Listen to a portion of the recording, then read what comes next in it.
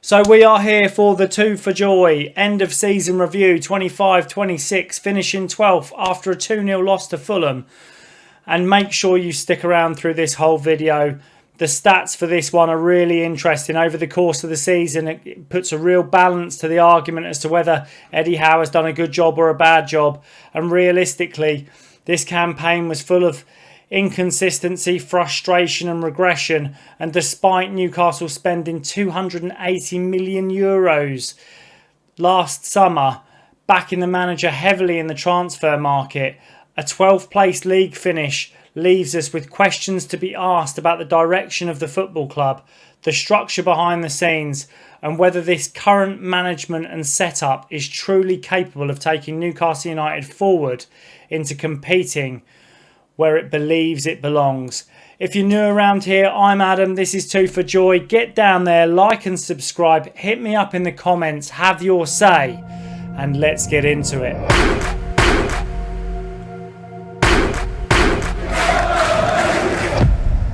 So where we're going to start for the end of season review is Newcastle's home record at St James's Park and how it stopped being a fortress.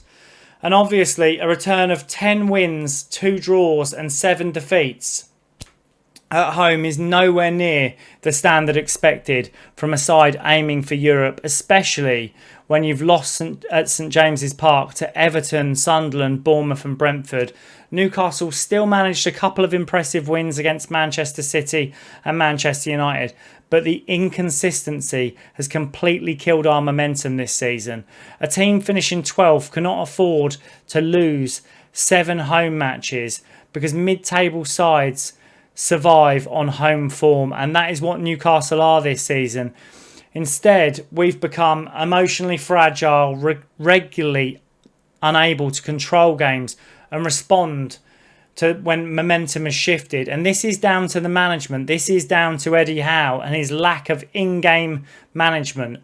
And the home form suggests a side without a defensively reliable tactical control or composure under pressure reflects on both the coaching and the leadership on the pitch. And this is where we've really lacked this season. Newcastle United, St James's Park. I would previously, in the last 3 seasons, go into nearly every game at home expecting us to win. This season, I've gone in terrified at every game at home that we are going to lose. And that moves me on to the away record, because you'd think if the home record's dropped off, maybe the away record's picked up. But we are one of the worst away sides in the league. 4 away wins from 19 matches is relegation territory. It's relegation form. Newcastle have lost 10 away games and failed to beat sides like Leeds, Bournemouth, Wolves, Notts Forest on the road. Worse still, we've lost away to teams like Brighton, West Ham, Brentford, Sunderland and Fulham. Games that a genuine top 6 side simply has to compete in. And if we want to be that top 6 side, we really have to show something more than what we are. And this is where this season's truly collapsed, in my opinion. Newcastle look mentally weak away from home. We're unable to manage difficult moments and dictate tempo. And the lack of resilience and structure away from St James's Park is one of the clearest explanations for why 7 lower spending clubs finished this Premier League season above us, which is an outrageous stat to go into this season spending nearly €280 million and come out 12th with this kind of form is absolutely ridiculous. And this moves us on to our summer signings, a huge spending with limited payoff. I mean, spending nearly €279 million and finishing 12th is indefensible in my opinion. Newcastle are the 5th highest spenders in the Premier League, and yet massively outperformed by clubs operating on much smaller budgets. This comes down to smarter recruitment models than we've had, with Elanga, Wissa and probably Ramsey arriving for major fees and not fulfilling the potential. And I know people will say Nick Voltemade, but we'll get onto the stats for Nick Voltemade and I'll show why I believe the money that we've paid for him is worth every penny. But the recruitment strategy looks so scattergun, so confused. Newcastle spent heavily on attacking profiles while underlying defensive issues remained unresolved. The average age of 24.8. This is what's meant to be a team ready to compete, not for a long-term project rebuild. And when clubs like Brighton, Bournemouth, Fulham, Brentford outperform you with less money, the recruitment department and managers inevitably have to come under scrutiny because they're the guys that have brought these players in. These are the players that we wanted. And realistically, we'll go through that summer window and say, oh, well, we wanted Mbeumo, we wanted Sesko, we wanted all these other players and we couldn't get them. Tough. You have to buy. You have to go into the market knowing the type of player that you can bring in and not aiming for sky's the limit or above your level. So when I move on to the attacking stats, and this is where the Nick Voltemade stuff comes in, but 45 goals across the season is simply not enough for a club with Newcastle's ambitions and spending power. Anthony Gordon underperforming his XG significantly. Harvey Barnes remained inconsistent. Despite Bruno having 14 goal involvements, there was no reliable elite scorer to carry the side through difficult periods, which suggests it's not bad luck. The attack was average this season at best, and there are flashes of quality in the numbers, but no ruthless, no elite final third chemistry that leaves us in a position to suggest that Newcastle can move forward like this. And where I would go is if you look at Nick Voltemade's XG, 6.6 and he scored 8 goals. His expected assists, 1.49 and he got 3 assists. He's outperforming his XG. Harvey Barnes outperforming his XG. Bruno outperforming his XG. Malik Chow on point with XG. Will Asula outperforming his XG. The only guy on this list, bar Johan Wissa, who we can just write off because he was not played, he started 4 games this season, is Anthony Gordon. This guy's heart is not in it. Expected goals 9.3 and he's only produced 6. Expected assists 3.7, he's only produced 2. 3 of those 6 goals were from penalties. It's an outrageous position to be in, and Anthony Gordon, in my opinion, not only has he been want away since January, but his head is gone. He's already left the football club, in my opinion. So when we move on to the defensive stats, a chaotic, error-prone defence. And these defensive stats explain exactly why Newcastle never looked stable this season. And ranked 14th for expected goals against, 18th for tackles, 18th for errors leading to shots. Newcastle's constantly gave opponents opportunities. The errors leading to goals is catastrophic. It is absolutely terrible for a side aiming for Europe. And the numbers in this team show that it's reactive rather than proactive defensively. It's poor anticipation, poor positioning, too many moments of panic. And while recoveries are ranked highly, that's often points to a team that's consistently forced to recover in situations because they lose structure in the first place. Newcastle didn't defend with control. They defended through desperation, and over 38 games, the table doesn't lie. This is why we've been exposed. This is why we've ended 12th. This is why we haven't hit the heights that we have in other seasons. And the goals leading to, or goals conceded in games, late in games, in the last 15 minutes, shows a mentality, a fragile mentality that's kind of destroyed our season. Conceding 16 late goals in the final 15 minutes, the second worst in the league, which is actually joint top with Wolverhampton, is one of the most damning statistics of this entire campaign. This is not just tactical, it's psychological.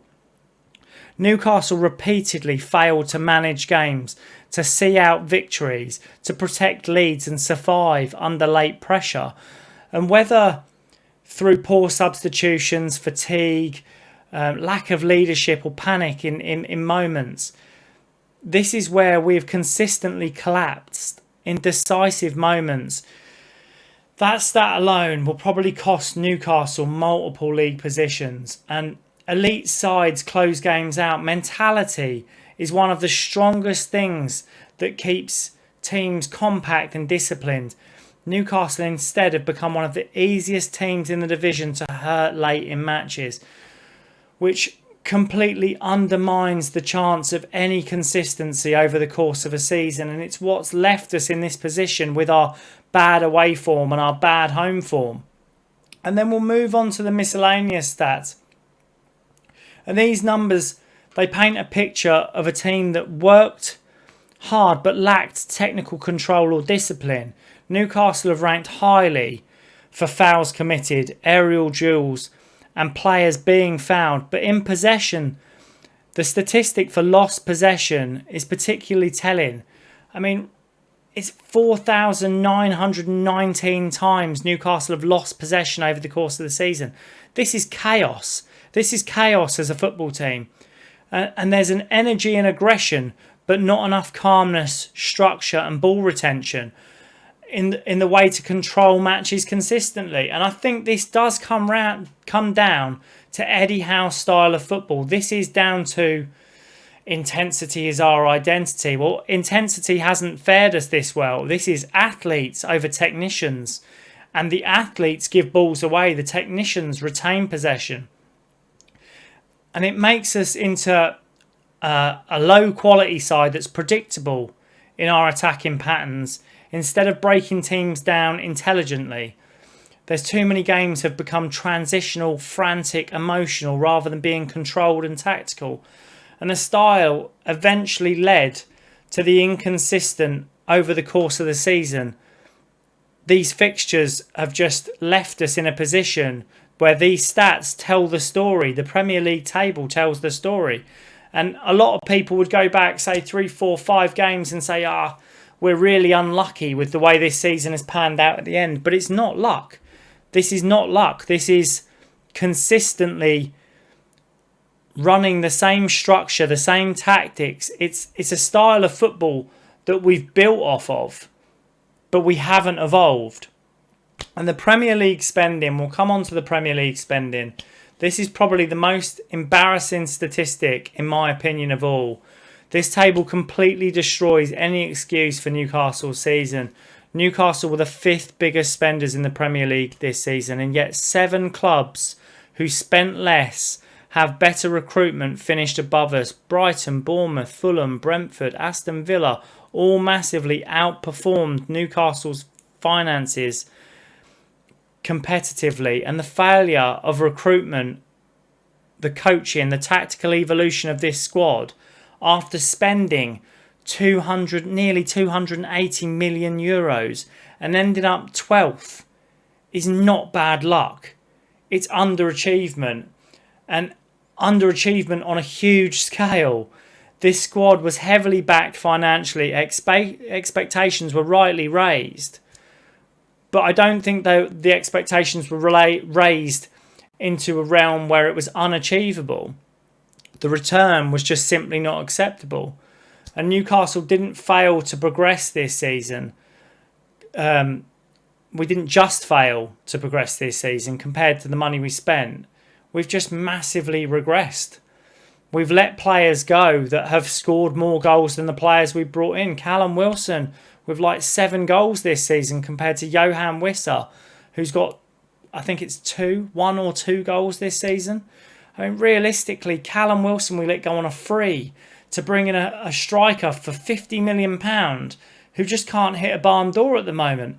And I'm sure, given time over the course of the summer and rebuilding this team and coming forward, there might be a chance if the ownership changed the way that this style or structure of the football club is evolving and put it back into the hands of a CEO and a sporting director to highlight the players and the gaps in this squad, and just put Eddie Howe back on the training ground and get him to do what he does best, we might reinvigorate this team.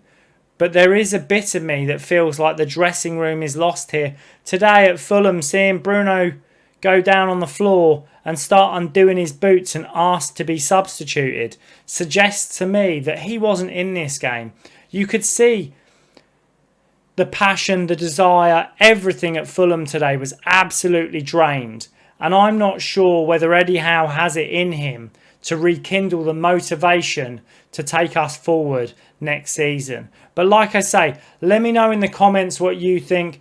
Let me know if you think the players have down tools, the season has been as bad as I think it has in the way that we've regressed, or whether you think this is just a patch where we've had a bad summer and a bad transfer window and this can all be changed over the course of one summer. By all means, let me know in the comments. If you've liked the video or enjoyed the video, give me a like, give me a sub, hit me up in the comments, and hopefully, guys, I will be back with some more positive news in the next few weeks. Take it easy.